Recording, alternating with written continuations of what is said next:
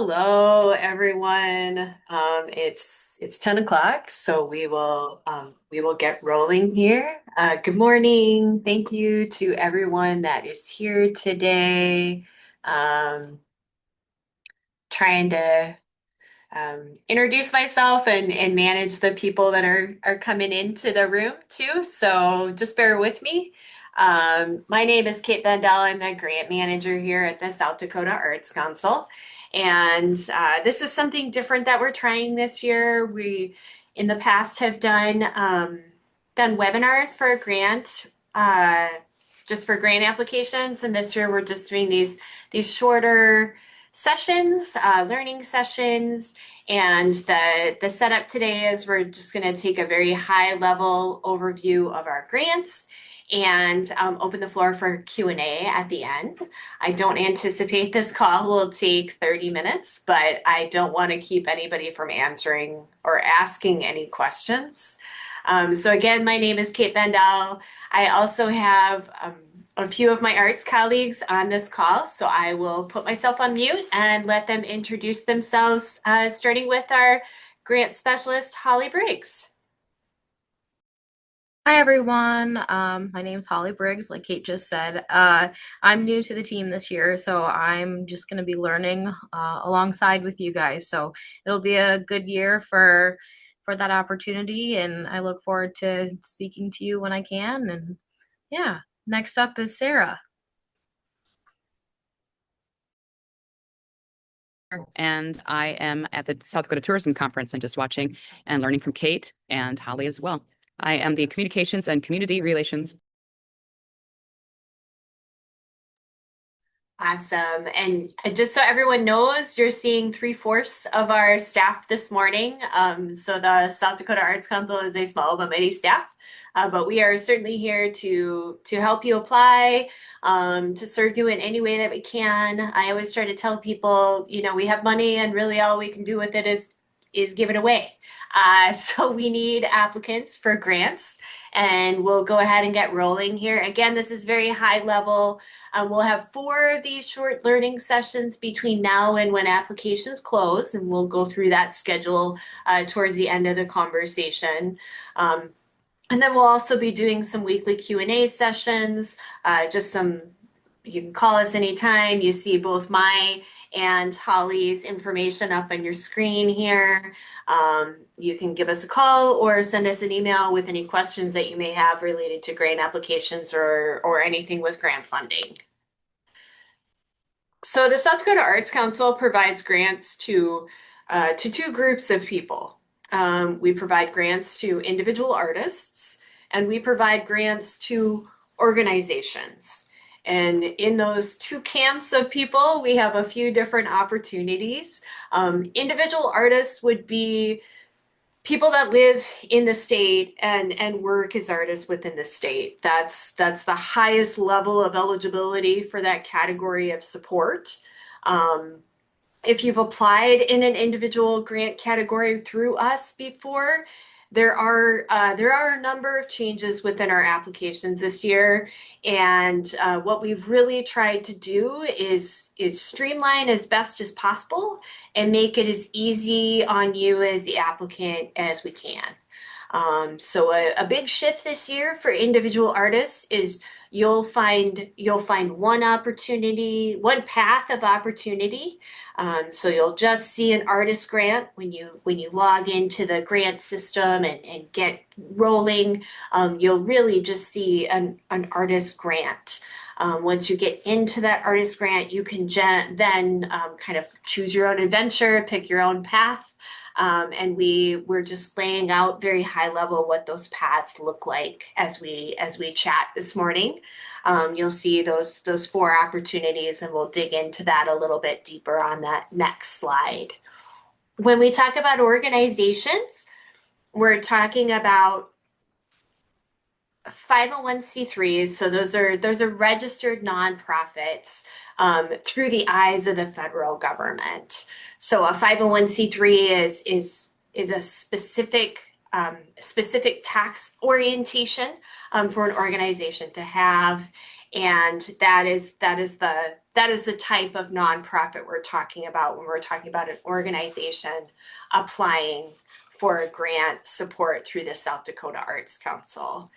You could also operate as a unit of government. That could be like I'm based in Pierre, so the city of Pierre could apply for a grant as a unit of government. Schools also count, public schools and school systems also count as units of government. And then federally recognized tribal governments. So those are the groups of eligibility when we're talking about things through that organizational lens. And when we're talking about opportunities for organizations, we have project-based opportunities, and then we have operational opportunities. And we'll dig into that a little bit more as well. And then just as a very high level reminder, applications are open right now. They opened on January 1st. And the deadline for all applications, regardless of the type of application you're going for, is 11:59 p.m. Central on March 1st of 2026. So when we talk about artist grants, like I said, we have a few different paths that you can choose under that artist umbrella.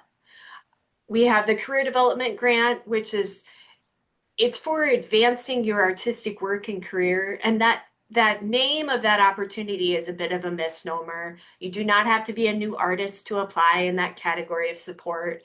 To be very honest, if this is your first time applying for our support, it's a really good on-ramp just to have an understanding of the grant support that we provide, what the application looks like. We have in the past, that's our largest group of artists that we're supporting through that artist career development grant. We tend to fund around 10 of those. So it's a high rate of return for applicants coming to that table. It's also a big pool of applications, but that's where we're having the highest level of support out to that group of applicants. Another opportunity would be our collaborating grant or collaboration grant, and that's you working alongside one or more artists to collectively create something. That application is a little bit different in that we're asking questions of you as the applicant artist, and the applicant needs to be the South Dakota resident on that application. And then you're working alongside another artist. So we're also asking for input from that artist specifically as an individual. So all the questions that you're responding to as the applicant, that collaborating artist is also responsible for replying to.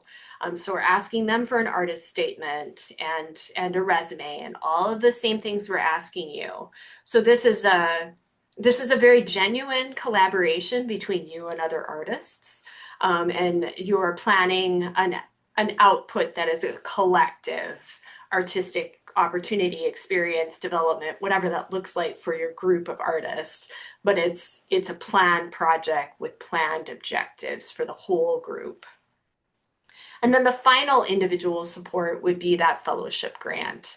These are for artists that have been in the field for a while or are really making waves in the community of the arts across the state. It is a higher dollar amount, and it's also a very competitive field. So just keep that in mind when you're going into that. I'm not deterring or detracting anyone from that opportunity.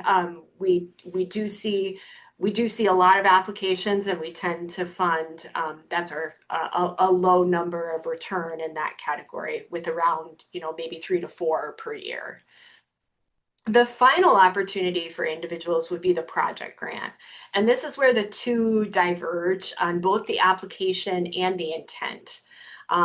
So those opportunities that I listed above are very all the questions are about you as an individual. I just had a conversation with an artist yesterday, and those artist grants, you really have to take your humble hat off and answer in a way that talks about yourself and how this work is going to advance you as an individual artist, how it's going to really make an impact on you. So keep that in mind with those opportunities. And then that project grant is, I'm an individual artist, but I'm really doing something that's public facing. Maybe I'm performing somewhere and I want to have a big impact on that community. That would be a good example of a project grant. So the project grant is its own application. It will show up for you as an individual applicant as something that you're eligible to apply for. And the dollar amount there is $2,000.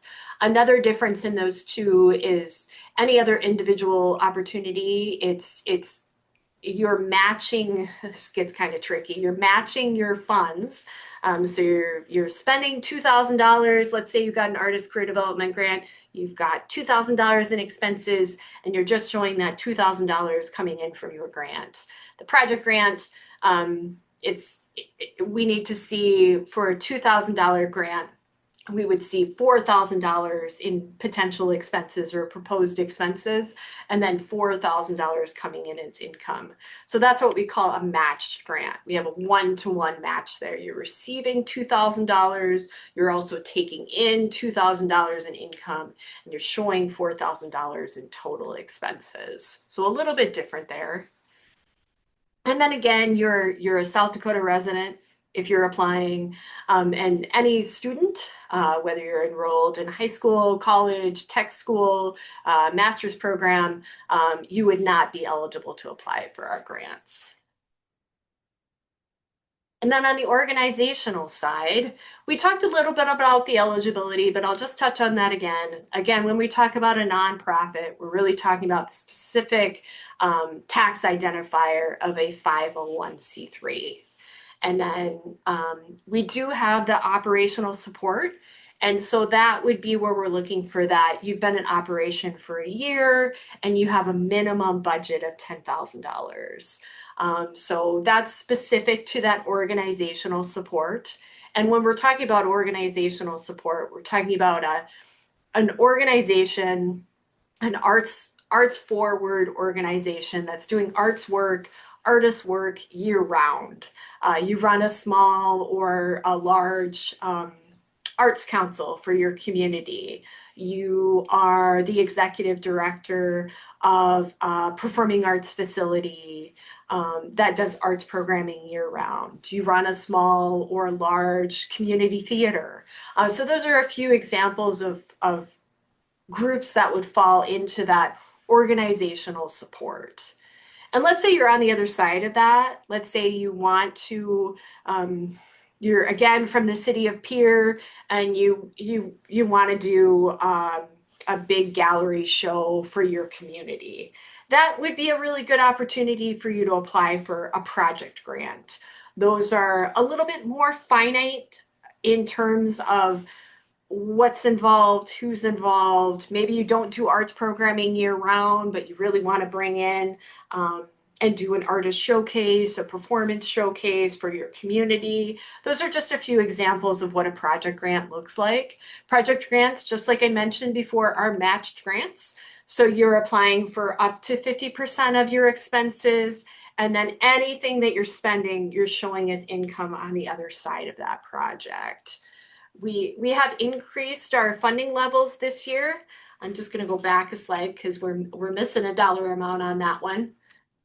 So the dollar amounts for project grants are $3,500, $5,750, or $8,000. And again, just quick math, easy math here. On the high end, we're talking about $16,000 in projected expenses. And on the low end, we're talking about $7,000 in projected expenses.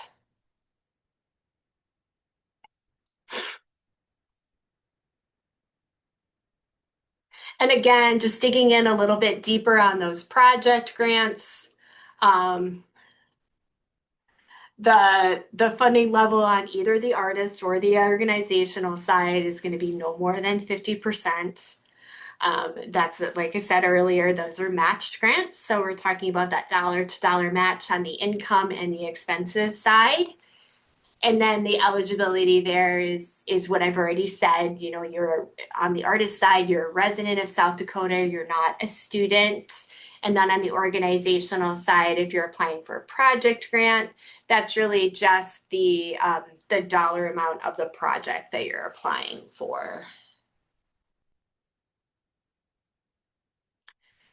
And then we do have resources available for applicants. We have an applicant portal online that is open with resources for both individuals and organizations. We have two separate sections of that site set up so that artists are really seeing the things that are most relative to them as an artist applicant.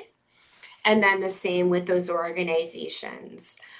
A few things that we have added this year, we've always struggled to provide like we get questions a lot of like, can I just see what a good application looks like? Well, we're such a small community, a redacted application doesn't provide a lot of good information. So we've built some profiles this year, and we have some good examples of artist grants and organizational grants posted on our website. And those are just fictional characters that we came up with to provide what a good application would look like on that artist side and that organization side. You'll be able to really dig in and see, what does a resume look like that I should attach to an artist application? What should my project grant include and look like on the project side of things? So just some good things to really keep in mind and to see, just to use as reference. Again, nothing new or perfect with any of those options that you're looking at, but just good things to keep in mind so that you can see, just through the lens of a reviewer, what a good application could look like. And then we're also providing that on the project side, you'll see what we would consider a quality example of a project grant. And then the rubrics that our panelists use, or the scoring guide that a panelist is going to use to review and evaluate every single application that comes in. Those are also posted on those resources websites. And then, like I said earlier, we will have some more sessions coming up, these quick learning sessions. And then we'll also have those weekly kind of Q&A sessions. So our learning sessions will fall on Thursdays. Coming up, we have one scheduled for the 29th of January, the 5th of February, and the 19th of February. And those are all at 3:30 p.m. Central. And then we'll be doing some Q&A sessions. Our phone lines are, I feel like I'm like on the turkey call with Butterball at Thanksgiving, but our phone lines are always open. You can call with any questions at any time. But we've really dedicated some specific hours of call and response time this year. So both Holly and myself will have some dedicated Q&A time, and that falls on Tuesdays from 1 p.m. to 2:30 p.m. Central. Again, you can call, reach out to us at any time with any questions, but we've really wanted to dedicate some very specific time this year for your questions. And I'll just go back up to our phone numbers and email addresses. All of this is also posted all over our website. And then this conversation is being recorded, and we will post it on Facebook as well. So I will stop talking and open the floor for anyone that has any questions, concerns, or just wants to ask about anything we covered today.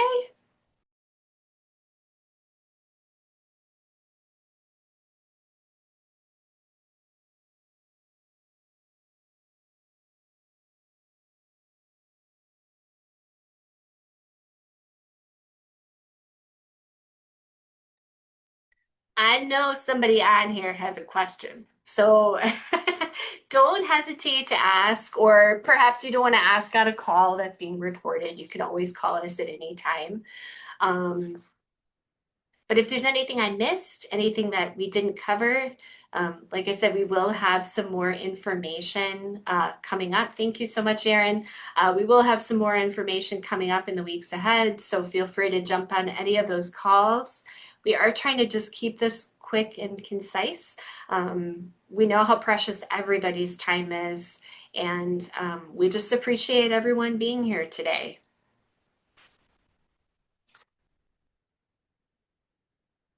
So if there's no questions, I went will. ahead. Oh, Sorry, Kate. I went ahead and no. dropped those slides in the chat in case anybody wants those. In case they want to just have a quick link to look at the information or the eligibility. So just wanted to add that in. Awesome. Thanks, Holly. And I will end this call then if we don't have any questions. And again, thank you for your time. I encourage you all to dig into those resources and see what we have available on that applicant portal. Give me just 2 seconds. I'll drop that in the chat here.